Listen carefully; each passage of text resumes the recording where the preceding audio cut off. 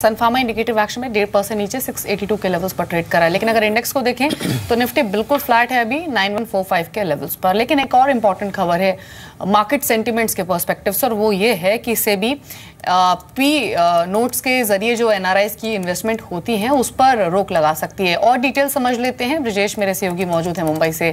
Brijesh, exactly बताइए क्या planning है सेबी की, और क्या ये माना जाए कि 26 अप्रैल को जो अपकमिंग बोर्ड मीट है वहां ऐसा कोई डिसीजन लिया जा सकता है? देखिए, अभी जो नियम है एनआरआईज के इन्वेस्टमेंट के, वो बार करते हैं। सेबी के जो नियम हैं वो ये कहते हैं कि एनआरआईज जो है ऑफशोर डेरिवेटिव इंस्ट्रूमेंट यानी पी नोट या इस तरह के कोई और भी जो रास्ते हैं उनसे निवेश नहीं कर सकते हैं भारतीय बाजार में। लेकिन ये जो नियम है वो फॉरेन पोर्टफोलियो रेगुलेशन के एफएक्यू जो हैं उनके तहत ये बात लिखी गई है। मेन जो रेगुलेशन है उसका हिस्सा नहीं है, और इस वजह से कई बार ये कंफ्यूजन होता है और कई बार ये इस बात का डर रहता है कि लीगली अगर इसको चैलेंज किया गया, एफएक्यू के जरिए जो बार किया गया उसको चैलेंज किया गया तो वो किसी ट्रिब्यूनल में सस्टेन करेगा या नहीं करेगा। इसीलिए वित्त मंत्रालय ये चाहता है कि इसको एक क्लियर रेगुलेशन का हिस्सा बनाया जाए, पहली बात।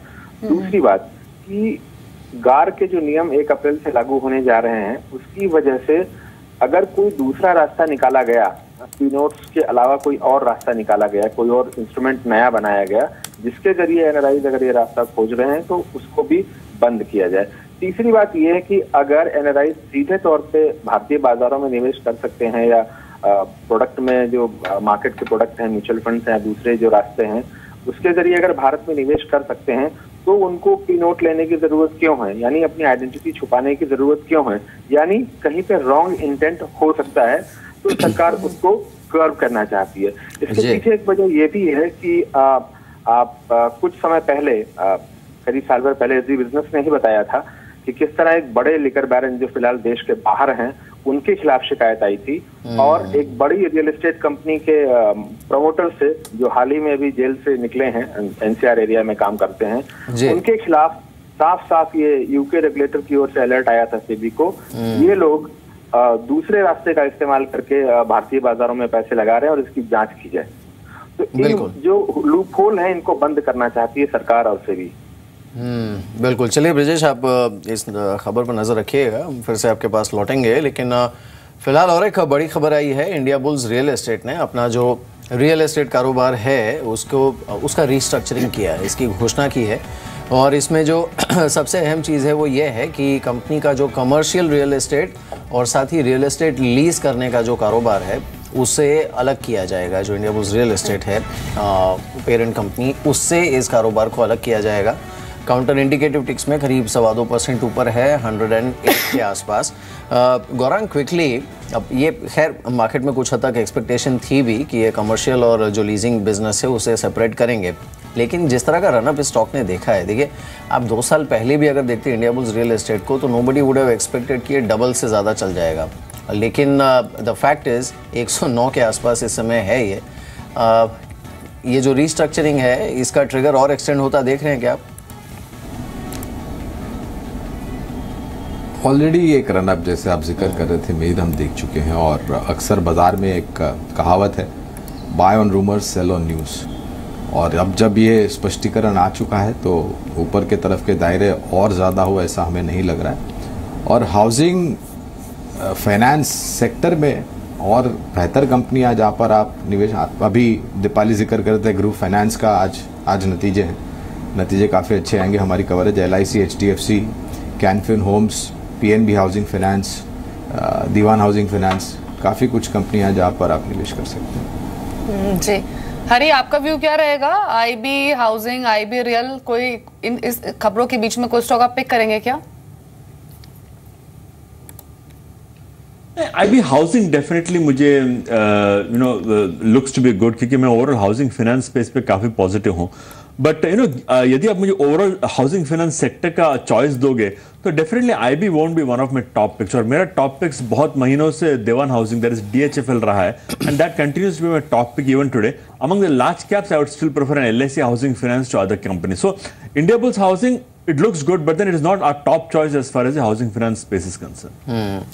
इस बीच एक बार देख लेते हैं मिड कैप में आज सबसे ज़्यादा तेज़ी इस समय एटलीस्ट IB रियल एस्टेट पर देख रही है, करीब 2.25% ऊपर ये फ्रीज हुआ है। जो बाकी गेनर्स हैं मिड कैप के उनको भी देख लेते हैं। इसमें गुजरात स्टेट पेट्रोनेट है, रिलायंस पावर है, CRISIL, Indian hotels, Vakrangee, persistent, SRF, ये कुछ काउंटर्स हैं जिस पर अच्छा मूव देखने को मिल सकता है। NCC और एक काउंटर है जो कि करीब 1-8% ऊपर रह सकता है। इसमें रिलायंस पावर पर जय आपकी सलाह क्या है? फंडामेंटली जिस तरह के नंबर्स इन्होंने रिपोर्ट किए हैं, ऑब्वियसली मार्केट ने कुछ हद तक तो ये फैक्टर इन किया हुआ था, लेकिन रिलायंस पावर पर आप बुलिश हैं क्या इन लेवल्स पर, बिकॉज पावर स्टॉक्स में इतना बज़ है? Well overall Mir I don't think ये रिलायंस पावर में यहाँ पे एक ट्रेडिंग पॉइंट ऑफ व्यू है, इन्वेस्ट पॉइंट ऑफ व्यू, यहाँ पे लॉन्ग पोजीशंस या बाय पोजीशंस बनानी चाहिए। द रीजन इज दैट कि इसकी जो रनअप रही है रिसेंट, जो उसके पास्ट लोज रहे थे उससे अगर मीर में देखोगे right from the levels of around 38 until the recent highs which वो मेड ऑफ अराउंड 50-51, वो पूरा एक करेक्टिव पैटर्न है। एक अपवर्ड स्लोपिंग चैनल में जरूर ये स्टॉक ट्रेड कर रहा है, तो लोअर लेवल्स पे सपोर्ट तो है ये स्टॉक को, बट देन वो मूव इतना कन्विंसिंग नहीं है जिससे मैं कह सकूँ कि एज ऑफ नाउ ये स्टॉक गोइंग फॉरवर्ड एक अच्छा मूव दे सकता है। ऑन द लोअर साइड एक सपोर्ट जरूर है स्टॉक का 46, बट जो दिन वो लेवल्स ब्रेक होते हैं, I think below those levels it can again revisit the previous lows of around 38. So I think इसको अवॉइड करना चाहिए लॉन्ग साइड पर। एंड अगर किसी के पास बाय पोजीशन है इसकी मीर, तो I think 46 should be the ideal stop loss below which one should exit. जी, लेकिन पूरे ही इंडिया बुल्स ग्रुप में बाइंग है। इंडिया बुल्स रियल एस्टेट और इंडिया बुल्स हाउसिंग के अलावा आप देखिए इंडिया बुल्स वेंचर्स को स्ट्रॉन्ग वॉल्यूम्स 5% ऊपर इंडिकेटिव एक्शन में है। ये इंडिया बुल्स होलसेल सर्विसेज, यहाँ पर आमतौर पर वॉल्यूम्स कम होते हैं, लेकिन आज स्ट्रॉन्ग वॉल्यूम साथ ही ओपन हो रहा है। 7.5% की मजबूती इस स्टॉक में भी दिख रही है। कुछ और अगर वॉल्यूम मूवर्स को देखें तो ऑयल कंट्री ट्रिब्यूलर, यहाँ पर एक अच्छा स्पर्ट आज के सेशन में देखा जा रहा है। कुछ एक चुनिंदा केमिकल स्टॉक सच परफॉर्म कर सकते हैं। हिमाद्री केमिकल, IOL केमिकल, यहाँ पर 5% तक की स्ट्रेंथ शुरुआत में देखी जा रही है।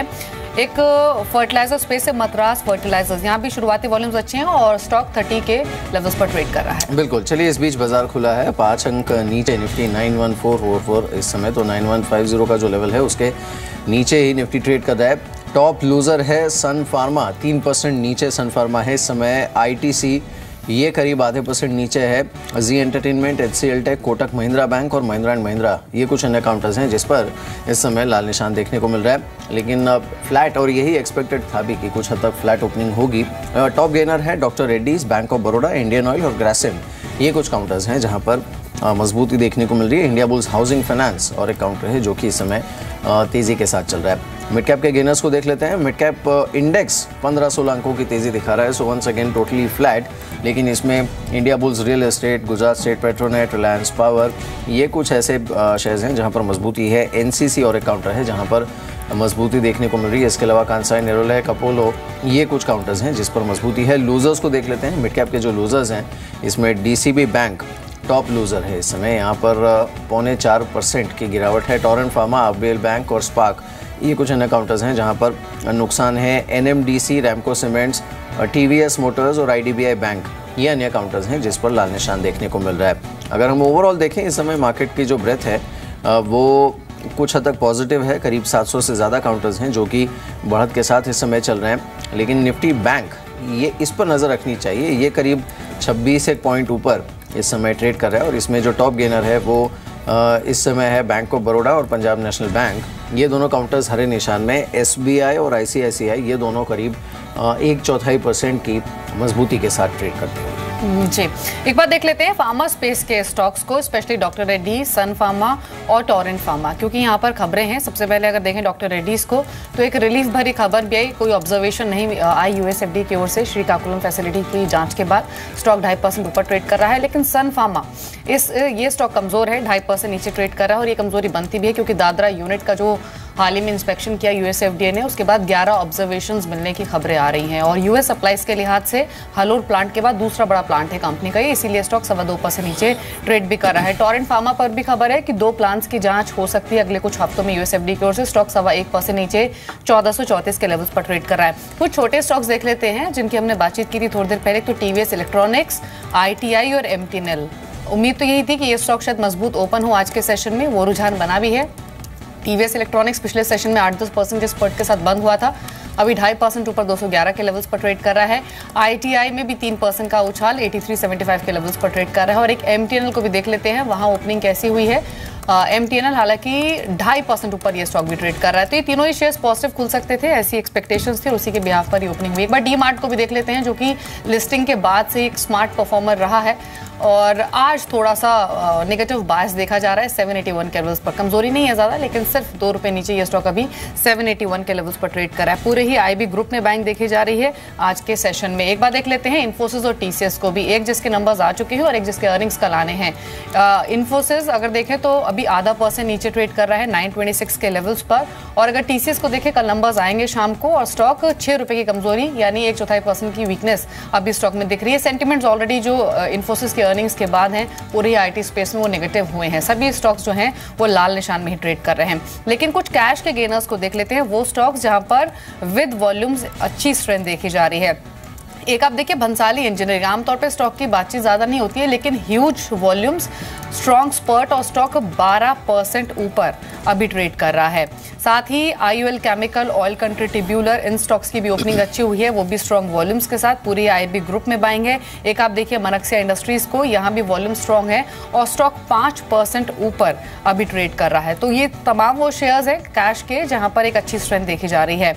लेकिन अगर निफ्टी के बढ़ने वाले शेयर्स देखें एक बार फिर से आज के सेशन में, जो कि बढ़त दिखा रहे हैं, 0.5% तक की बढ़त है, बहुत ज्यादा गेंस नहीं है, लेकिन इनमें डॉक्टर रेड्डीज के अलावा अगर आप देखें बैंक ऑफ बड़ौदा में अच्छा मूव है, IOC, ग्रासिम, ये कुछ और परफॉर्मर्स शुरुआती सेशन के हैं।